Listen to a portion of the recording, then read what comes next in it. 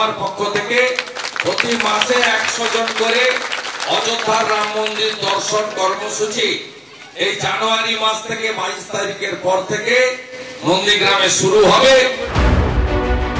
22 জানুয়ারি অযোধ্যায় রাম মন্দিরের উদ্বোধন করবেন নরেন্দ্র মোদী। তারপর নিজের বিধানসভা কেন্দ্র নন্দীগ্রামের বাসিন্দাদের একাংশকে নিখরচায় সেখানে নিয়ে যাওয়ার কর্মসূচি ঘোষণা করলেন শুভেন্দু অধিকারী।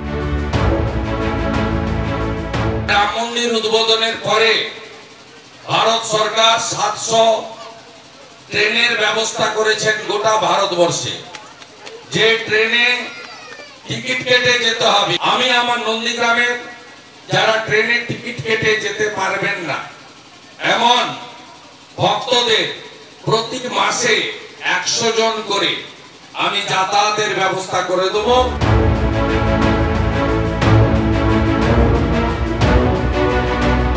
শুভেন্দু অধিকারীর প্রচুর টাকা আছে। সুদীপ্ত সেনের কাছ থেকে নেওয়া যে 5-6 কোটি টাকা তো বলেছিলেন, তো এক সুদীপ্ত সেন এরকম আরো কত লোকের কাছ থেকে কত টাকা নেওয়া আছে।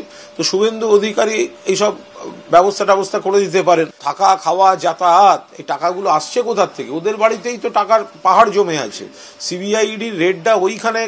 শুভেন্দু অধিকারীর বাড়িতে যদি এই মুহূর্তে সিবিআই ইডি রেড হয়, এই মুহূর্তে 350 কোটি টাকার বেশি শুভেন্দুদের বাড়ির থেকে উদ্ধার হবে। নন্দীগ্রামের কে রাম মন্দির দেখতে যাবেন নিজের পয়সায় বা শুভেন্দু অধিকারীর পয়সায়, কবে যাবেন, কেন যাবেন, এটা নিয়ে আমাদের রাজ্যের মানুষের কোনো আগ্রহ নেই, আমারও কোনো আগ্রহ নেই। যার ইচ্ছে যাবেন, যার ইচ্ছে যাবেন না, কিন্তু ব্যক্তিগত বিশ্বাস মানুষের ধর্ম, সেটাকে নিয়ে রাজনীতির অঙ্ক যারা করছেন তারা অবশ্যই ধর্মকে অধর্ম হিসেবে ব্যবহার করছেন। ভালো তো প্লেন আছে, প্লেনে করে নিয়ে যাও, ওখানে একটা এয়ারপোর্ট বানাতে পারে, পয়সা আছে নিয়ে যাবে, ট্রলারে করে নিয়ে যেতে পারবে, হাওয়াই জাহাজে নিয়ে যেতে পারবে, বাই কারে নিয়ে যেতে পারবে, যেমন খুশি নিয়ে যাবে, অসুবিধা কিছু নেই।